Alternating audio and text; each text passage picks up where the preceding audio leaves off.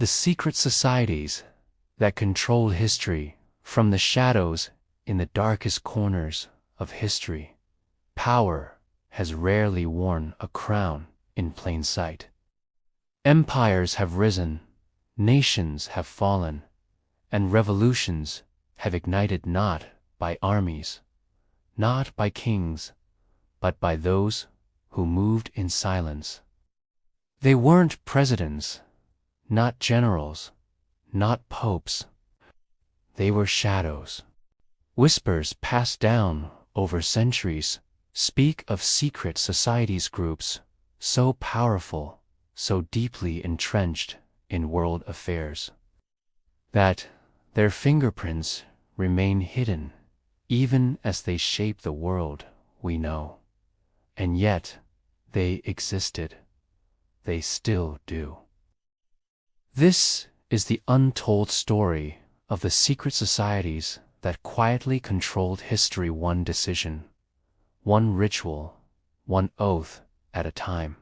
It all begins not in the 20th century, but far earlier during the Crusades, the Knights Templar, a brotherhood of warrior monks sworn to protect Christian pilgrims in the Holy Land.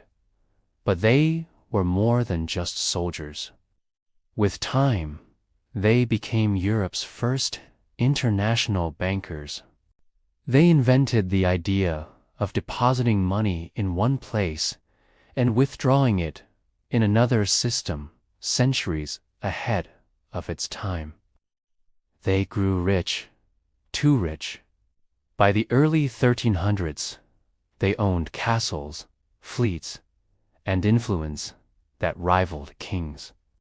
And that made them dangerous. In 1307, King Philip IV of France, deeply indebted to the Templars, struck. On Friday the 13th, under the cover of night, he ordered the arrest of every Templar in France. They were tortured, burned. Their Grand Master, Jacques de Malle, was executed in public. But here's the mystery. Much of their gold was never found. Some say it vanished. Others say it was hidden. And that's where the real legend begins. Rumors say that surviving Templars went underground, spreading their secrets through new societies.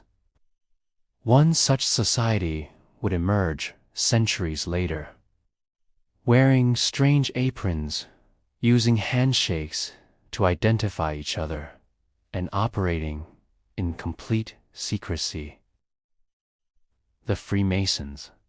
They claim to be just a fraternity of builders and thinkers, but by the 1700s, their influence ran through the veins of revolutions. George Washington, a Freemason; Voltaire, Mozart, Benjamin Franklin, all Masons. Across Europe and the Americas, revolutionary leaders belonged to Masonic lodges. Coincidence or coordination? The symbols of Masonry, like the all-seeing eye and the unfinished pyramid, would even find their way onto the US dollar bill. A hidden message or just symbolism.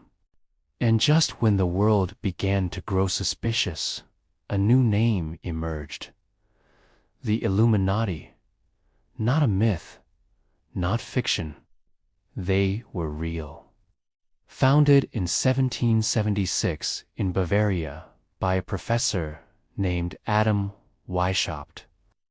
The Illuminati sought to free humanity from the shackles of religion and monarchy. They believed in science, enlightenment, human progress, but they also believed in secrecy. They infiltrated Masonic lodges across Europe. Their goal: to engineer society from within, to install new ideas subtling with guns, but with culture, influence, and ideology. For years, they grew in silence, until the Bavarian government discovered them and banned them. But many believe they never truly died. Though the Bavarian Illuminati were officially disbanded by 1785, whispers of their survival never ceased. Some said they had simply changed names. Others claimed they now operated through more acceptable channels. Academic circles, banking families, and elite salons of Europe. The revolution in France, the rise of Napoleon, even the structure of modern democracies. All, some claimed, bore the fingerprints of their long-range influence. But as Europe surged forward through industrialization, another force was rising. Not bound by old aristocracy or religious institutions, but by commerce, capital, and quiet coordination. Enter the Rothschilds. At the height of their power in the 19th century, the Rothschild banking dynasty had branches in London, Paris, Vienna, Frankfurt, and Naples. 5 brothers, scattered across Europe, formed a financial web so vast that it could fund or bankrupt entire nations. They lent money to both sides during wars. They backed kings and parliaments alike, and all of it behind closed doors. To some, they were geniuses of finance. To others, puppet masters of Europe. But there was no official society. No secret handshakes. No robes or rituals. Just connections, the kind that quietly dictated the course of empires. And then came America, a new land, a new power. But old shadows followed. In the early 20th century, 1913 to be exact, a group of bankers and politicians met in secret on a private island off the coast of Georgia. Jekyll Island. It was here that the blueprint for the U.S. Federal Reserve was crafted. Few Americans knew it even happened. Fewer understood what it meant. A central bank created in secrecy, run by unelected officials, with the power to print money and influence interest rates. Independent of Congress, its creation would reshape not just the U.S. economy, but the global financial system for the next century. And it all began in whispers. As the world plunged into the chaos of 2 world wars, conspiracy theories flourished. Who was pulling the strings? Who profited as nations burned? This is where another group enters the shadows. The Bilderberg Group, founded in 1954. The Bilderberg Group brought together world leaders, CEOs, central bankers, media moguls, and military officials, all behind closed doors. No press, no transcripts, no official decisions. Each year, around 120 of the world's most powerful people meet at a secretive location to discuss global policy. To the public, it was just a conference. But to skeptics, it was a modern Olympus. From NATO strategies to trade deals, technological regulation to population control. It was believed that many global shifts were whispered in hotel halls before they ever reached parliaments or newsrooms. And yet, like those before them, Bilderberg members claimed, we're just talking. Nothing more. But in an age of surveillance, information, and democratic ideals, the very existence of such closed-door meetings became suspicious, especially when the outcomes so often aligned with the interests of those in the room. But even they weren't alone. The Council on Foreign Relations in the United States, the Trilateral Commission, the World Economic Forum, each dressed in prestige, each claimed to be forward-thinking, solutions-driven, global-minded, and yet, at every turn, influence consolidated. Decisions affecting billions were increasingly made by the few. It wasn't about robes or rituals anymore. It was about access, legacy, capital, control.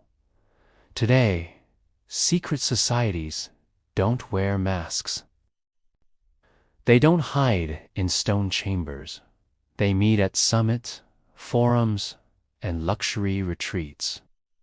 The secrecy is subtler now. The networks more complex. The power just as absolute. What's chilling isn't just who's in the room. It's who isn't, and who will never be. The internet was meant to democratize knowledge, to open doors, not close them. But it also made controlling narratives more important than ever. Enter the tech elite.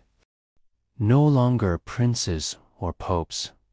Today's power brokers wear hoodies instead of crowns. They operate algorithms instead of armies. A few lines of code can shift elections, stir revolutions, or silence voices, all without a single bullet fired. Google, Facebook, Amazon, X platforms billions use every day, run by boards that answer to no voter, no constitution, no global council. And yet, they shape reality, what you see, what you think, what you believe. Is it conspiracy or simply capitalism? But here's the thing. Even the most open technologies eventually find their way into closed rooms. Private group chats, invitation-only conferences, think tanks where billionaires and former presidents dine together under ambient light, sipping vintage wine as they decide what's best for humanity. In the 21st century, it's no longer about hiding in cloaks. It's about plausible deniability. And if you question it, you're labeled a theorist, a lunatic, a distraction. But the most dangerous thing isn't believing in secret societies. It's believing they don't exist at all, because history proves one chilling truth. When a small group of people have unchecked access to wealth, to weapons, to information, they will always find ways to shape the world in their image.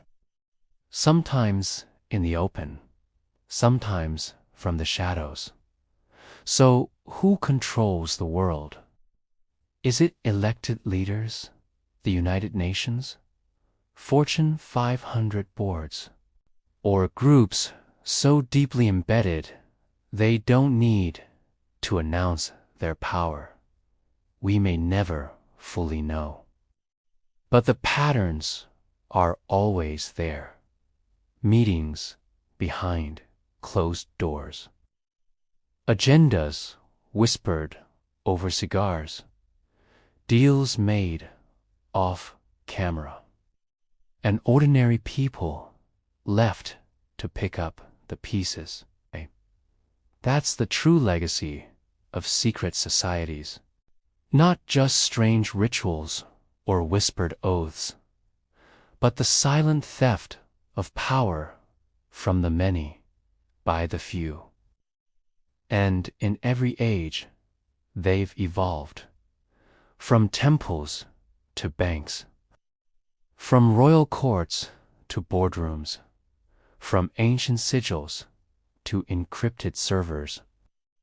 They still exist, not in fantasy, but in contracts, in conferences, in capital. You won't find them on your TV screen, but they're there, shaping the very headlines you read. So the next time something in the world changes overnight, ask yourself, was that progress? Or just another move in a game we weren't invited to play? The greatest power is not seen, it is felt. And those who live in the shadows often shape the light the rest of us walk in. Subscribe to Shadows of the Past for more stories that history tried to bury.